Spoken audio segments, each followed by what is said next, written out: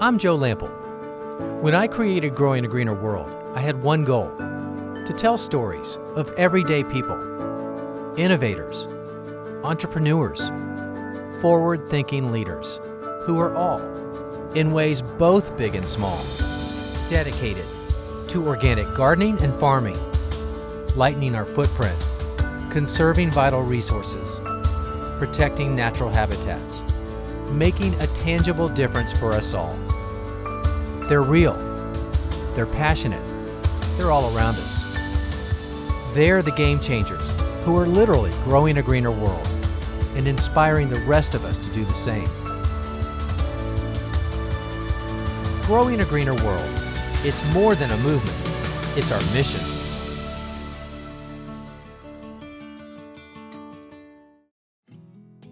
Many stores like this one are striving to provide more locally grown produce. But in today's world, access to our favorite foods is available just about any day of the year, like strawberries and watermelon.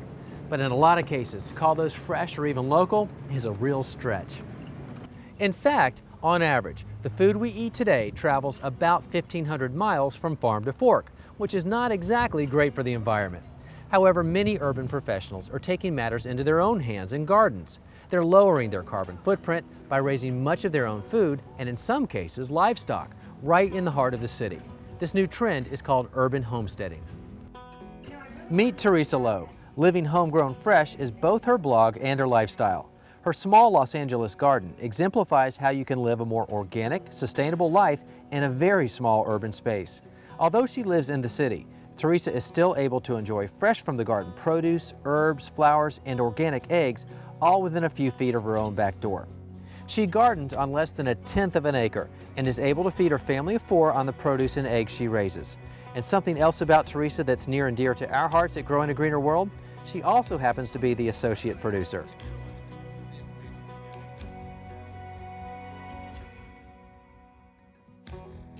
The reason I started growing my own food originally was for fun, and also because I wanted to have fresh ingredients fresh off the vine. And I also wanted to grow things that you can't just pick up at the supermarket.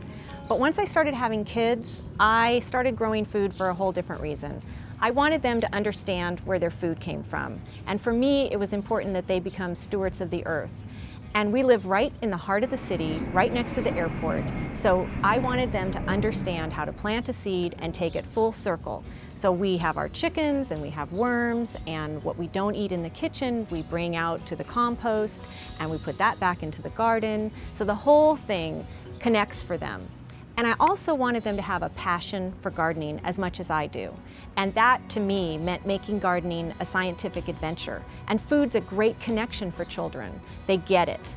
And so we turn all of our gardening into fun. We grow our own food and take it into the kitchen and make things with it. And the eggs, oh my gosh, the eggs are so incredibly delicious, and they've become a fantastic addition to our family menu. And the chickens themselves, they've turned out to be really wonderful family pets. When it comes to packing a lot into a small urban space, it's not just about the plants we grow. It's about backyard beekeeping today and even raising chickens. This is something I've wanted to do for a long time. Haven't gotten around to it yet, Teresa, but let's say that I intend to do that really quickly. What are the main things that I need to know?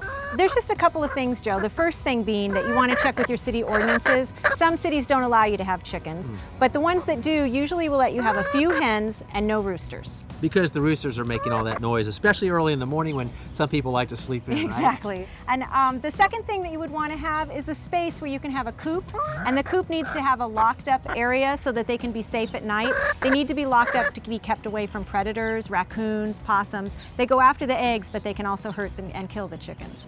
So how much space do they need per chicken then? Usually they need about 3 feet per chicken in an enclosed area, but I also think it's very important that they have some free range time so they can run around, get some exercise. They look for bugs, they do weeding, and they scratch up the soil. And add a little fertilizer. Add a little fertilizer, absolutely. Never a bad thing for the garden? No. But they don't fly away then? No, actually the chickens, their body weight is so large for their wing size, they can only get a few feet off the ground, except for smaller chickens like Charlotte here. She can get about 6 feet off the ground, but she wants to stay with the girls. Be with the peeps. Be with the peeps, that's exactly right. All right, but now what about the neighbors? Are they ever complaining about either the noise or maybe even the smell? No, there's actually no smell. If you have a smell, you're not cleaning your coop enough. So you just clean your coop every few weeks and you're fine.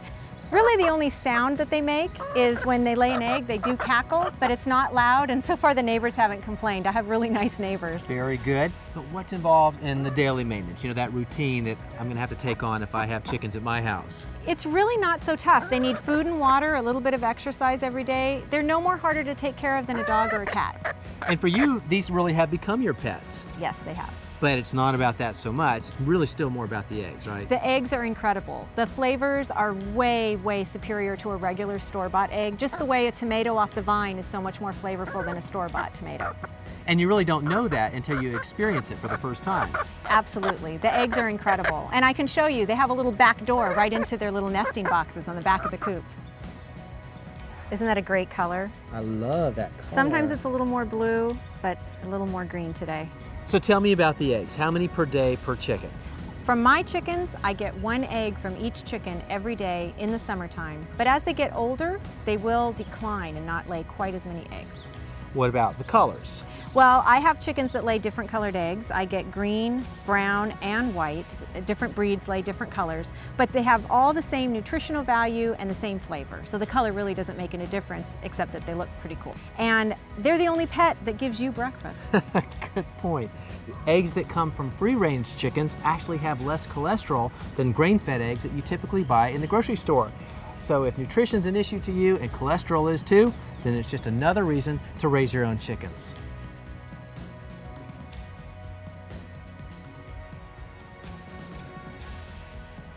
And although my entire garden is almost completely edible, it doesn't look like a typical vegetable garden. I grow most of my vegetables in drifts rather than in long rows, and I mix them with herbs and cut flowers, so you get more of a cottagey, ornamental look. And the best benefit of this, I can pack a lot into a very small space. And I do this by gardening on multi-levels. I do a lot of vertical gardening where I'm growing up trellises, but I also grow in a lot of containers and hanging baskets. And I grow in really unusual containers like wagons and birdhouses, just about anything I can find. And I grow all of my apple trees espaliered, flat, against the fence line. We use a lot of repurposed items in our garden. My boys and I love to go garage sailing and swap meeting, and we'll find all kinds of items that we can use in the garden, like old garden gates and old ladders we can use as trellises, unusual containers, and I also even take doorknobs and put them in the garden as hose guards. And for me, it's important to teach my boys that it's much better for these things to be repurposed in the garden than end up in a landfill somewhere. I've learned from gardening with my own kids over the years that there are certain fruits and vegetables that go great with children. First of all, any kind of root vegetable, carrots or potatoes, when kids dig them up, it's like finding buried treasure. And if you can grow their favorite food, then they're even more likely to eat some of the other things that you're growing. Also, any kind of herb that has a sweet scent, scented geraniums, mint, spearmint, lemon verbena is another big favorite with kids. So just try and think of sweet and unusual things that will intrigue them, and they will totally be into the gardening. You know what's been really gratifying for us as a family is we pack so much into this tiny space. We grow enough food for our own family, we grow enough to give away, and then not wanting anything to go to waste, we can and preserve the extra harvest. And I'm a master food preserver, so I know how to capture all of those flavors in a jar, and it's just been fantastic for us. We're living homegrown fresh, and that's what it's all about.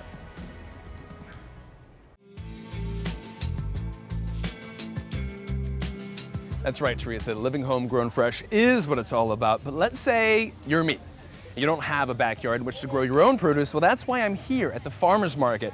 There's plenty of dirt here, guys, and this is totally fresh, delicious stuff. Now, the reason why I shop at farmer's markets instead of the grocery store whenever they're in season is because I'm supporting my local farmer, which means my money is going back into my own community. Plus the taste, you can't get any better. And also secrets. Well, what about this? Do I keep the greens on or not? Ask them, they'll tell you. The answer is no. Remove the greens so that all the sugar isn't pulled out of the carrot. Pop them in the fridge, they'll stay for a couple weeks. I don't know, what about these? Asparagus. Why do they stand them upright in a little bit of water? Look at that, there's no cracking there, totally fresh. Ones at the farmer's market, they're totally fresh and absolutely delicious. What about if you see something, I don't know, that you don't know how to cook? They grow it, guys. Go ahead and ask them, they're not gonna bite. It's amazing to come to the farmer's market every single week. Oh, what about a couple more secrets down here? Oh yeah, two of my favorites, cauliflower and broccoli. I knew it. No cracking down here either. And they'll tell you how to store them. They'll even tell you how to prepare them. And they go in as well. What else do we got? You know what? One of the best things about the farmer's markets that's unlike, say, a grocery store, if you're walking through the grocery store, the guy on aisle 2 doesn't know how to tell you to pick out this stuff.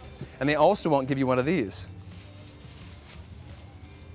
Free sample. Now that's delicious stuff. So you know the term food miles that we hear so much about these days? What does that really mean and what are the implications? Well, first of all, the term applies to the distance that food travels from where it's grown to where it's ultimately consumed. Why should that matter when so many consumers base their purchasing decisions on price and convenience? Well, for those of us who are reducing our food mile footprint, we're enjoying fresh local food and we're supporting our local farmers and we're keeping money in the community. We know where our food comes from and we're helping to reduce our carbon footprint. Hello. These look really great. I'm good. How are you? Fine, thank you. Good. These changes in the food system have resulted in social and economic consequences as well as an environmental cost. You see, the farther food travels, the more fossil fuels are required for their transport. And it's the burning of these fossil fuels that results in greenhouse gas emissions, which ultimately leads to global warming. And you know what? The study found that the average American uses about the same amount of energy for personal transportation as food production each year. Reducing our food miles is a big part of living homegrown fresh, and there are some simple things that we can do to reduce that number. First of all, plant a garden and grow as much food as you can. And then join a CSA and shop at farmers markets. And while you're there, buy extras of your favorite fruits and vegetables and experiment with canning and preserving. And then learn about what foods are local and in season and try to build your diet around them. Now, for more information about lowering your carbon footprint when it comes to food, check us out on our website at growingagreenerworld.com because we have lots of great articles and links right there for episode number 115. Oh yeah, did you try these yet? So you know those upside down tomato planters that you see everywhere you go and on late night television, morning television? Well, it's really great if you don't have a lot of room to grow anything. Yeah, which is probably why they're so popular these days. But I got to looking at those things and I realized that we've got all that stuff around here. We can make them ourselves, and you're the do-it-yourself queen. So why don't you show us how? No problem. I think Teresa has some work for you. Yeah, she's got a big list, so I'll go off to do that. You get to this. Good luck, and I'll check back with you later. All right. Okay, have fun. I have everything necessary right here to make one of those upside down tomato planters. And I've got this 5-gallon bucket. You probably already have one at home. Got our plants here, 2 different types of basil. And I've got, of course, the drill with a 2-inch hole drill bit. And some scouring pads. I'm gonna show you why we need these. You know, they're the ones that you use to basically clean your tub. Then I've got enough soil to fill my 5-gallon bucket here. The first thing we have to do is just make a hole. And gotta put my glasses on here so I can be safe. So I've got my drill here. I'm just gonna center it on the bottom of our 5-gallon bucket.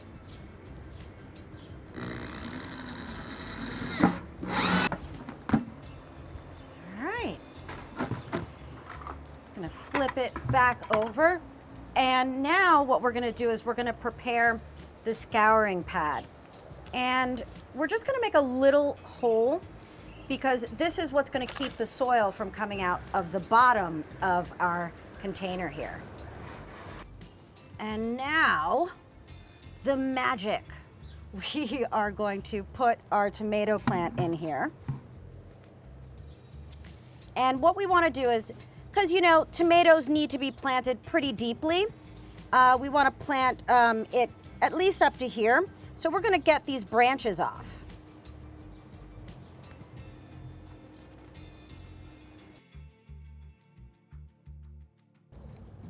All right, now that we have our tomato plant in here, we're going to hang it up because we obviously can't put it on the ground anymore, and we're going to fill it with soil.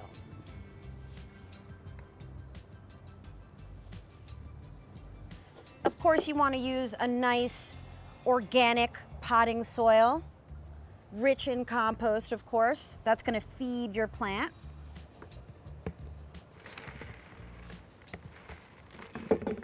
Now, as I'm filling it with soil, what I'm doing is I'm just going back in there and reaching for the tomato plant and just pulling it up a bit so that I can really make sure that it is deeply planted. All right, now that my plant is perfectly in place, I'm gonna finish filling it up. And I really don't want to, you know, waste all of that space there, so I'm gonna plant the basil plants on top. All right, now all I have to do is water and fill this with water, and the water is just gonna drain out of the bottom, so you don't have to worry about any other drainage. And you're gonna see this tomato plant is going to grow and grow, and then it's gonna start flowering and then start producing tomatoes. All right, okay. Shh, it's Teresa's place. Gotta check out some fresh eggs, come on. Oh man, that's a chicken. Sorry. Look at that, beautiful. Nathan? Oh, shh. Nathan, you aren't out there with the chickens, are you? It's Teresa. I gotta go. This beautiful little egg. You know, eggs aren't just for breakfast anymore. In fact, you can make some really elegant dishes. We're gonna make a souffle with these eggs today, but not a chocolate souffle. In fact, we're gonna make something savory, a Parmesan souffle. And let me show you how to do this. Really, really simple stuff. We're gonna start by making a classic white sauce. It only has 3 ingredients. We're gonna have butter, flour, and milk, and that's it. I'm gonna turn this on to probably medium heat and add this butter, and that goes. And once this starts to melt, we're gonna cook it down for probably about 30 seconds, and that's where we're gonna add the flour. All right, the butter is definitely melted down. Now's the time we add flour, a little all-purpose or AP flour. Just dump it on in there. There we go. And now what we're making is called a roux. That's it, R-O-U-X, it's a roux. And the purpose for this is a little bit of structure, and it also thickens. It's gonna thicken that milk. All right, now this roux, this just simple mixture of butter and flour, is starting to turn brown. That gives it a nice nutty flavor. This is a perfect time to add a little bit of milk. Just pour it right in there. I'm gonna whisk this until it starts to thicken up just a little bit.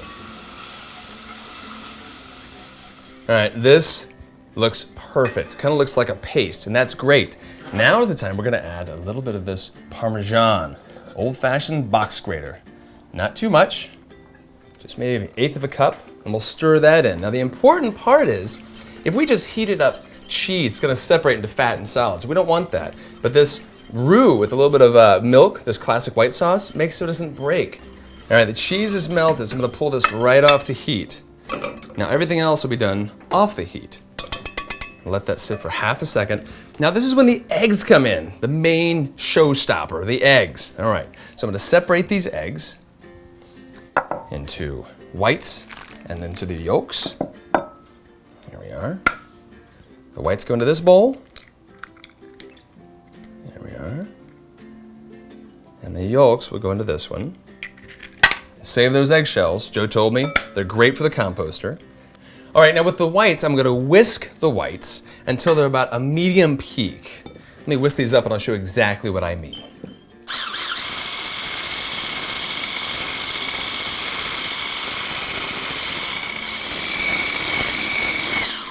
All right, just like that. That's exactly what I mean. If you look at that peak when I pulled it away, it kind of fell over a little bit, didn't stand straight up. That's a medium peak, and that is perfect for this cheese souffle. All right, now the yolks I didn't add right away because they'll cook. I let this cool down a little bit off the heat. Now is the time to whisk in these egg yolks. All right, that is mixed in really nicely. Now I'm gonna season it just like you would season anything. A little bit of kosher salt, all right? Add that right in there. And some freshly ground black pepper.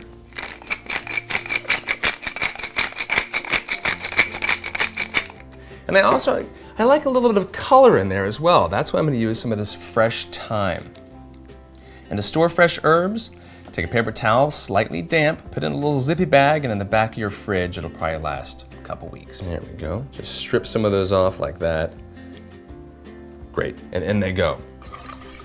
All right, and for those of you that like a little bit of heat in your eggs, a touch of cayenne pepper, just like that. All right, now we need to use these ramekins right over here. We'll come front and center so you can see them.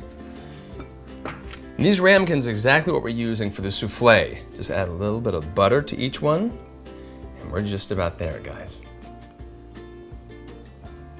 All right, we have everything we need. We have the cheese sauce, the ramekins ready, and the egg whites are ready. We just need a larger bowl to mix the whole thing in here. Perfect. Here we go. I'm gonna add this cheese sauce to this first bowl. And the reason I'm doing this, if I added the whites to this pot directly, the whites would deflate. And the whites are what make it souffle. And I'm gonna add about 1/3 of it first. That's called sacrifice. We're gonna sacrifice the 1/3 of these whites. So if they do deflate, no problem. We have 2/3 left to go. All right, that looks light and airy. We'll just put the rest in there, like that.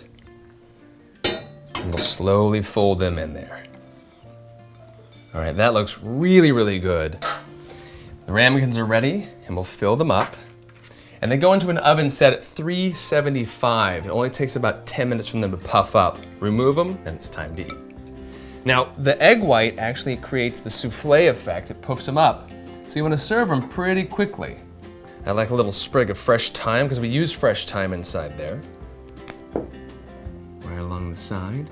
And a little bit of fresh cheese wouldn't hurt on top either. And there we are, guys. A beautiful cheese souffle, perfect for any time of day. Eggs, not just for breakfast anymore. Families all across America are growing their own food, not only for the fresh picked flavors, but also for the message it teaches their children. By gardening as a family, they're sharing the importance of environmental stewardship as well as healthy eating. Whether you buy your food at the farmer's market or raise your own chickens or grow your own food, there are plenty of benefits to be had. You can enjoy unusual fruits and vegetables, and you know how they were grown. Plus, they have the freshest flavors. And you cut down on those food miles. Learn a lot more about the topics on today's show, or rewatch this and other episodes online. As well as my cooking videos and the accompanying recipe. Yep, our website is a great resource at growingagreenerworld.com. I'm Joe Lample. I'm Patty Moran. And I'm Nathan Lyon. And we'll see you back here next time for more Growing a Greener World. All right. Isn't she a Nice beauty? job, girl. I think you delivered your lines the best of Time all. to eat. All right. Popeye the Sailor. And Schwarzenegger? All right, sorry. Of environmental stewardship as well as healthy eating.